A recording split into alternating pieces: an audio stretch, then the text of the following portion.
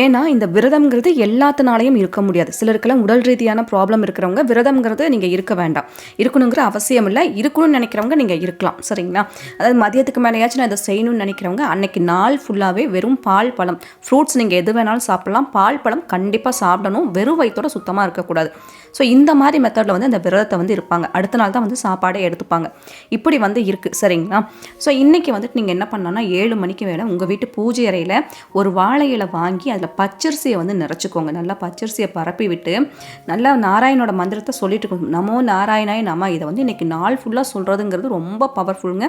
நாராயணான்னு சொன்னாலே நம்மளோட கர்மாவே அழியும்னு சொல்லுவாங்க. அத்தனை சக்தி இருக்குது. இந்த வாழை இலையில் வந்துட்டு பச்சரிசியை நிரப்பி நீங்கள் எதுக்காக வேண்டி இந்த விரதம் இருக்குன்னு நினைக்கிறீங்களோ அதை வந்து அங்கே எழுதணும். அதாவது கடன் பிரச்சனை தீரணும், எனக்கு பயங்கரமான ஒரு கடனில் இருக்குது, அது சரியானா போதும்னு நினைக்கிறவங்க அந்த அரிசியில் உங்கள் வலது கை ஆள்காட்டி விரலால் கடன் அப்படிங்கிறத எழுதி கீழே 365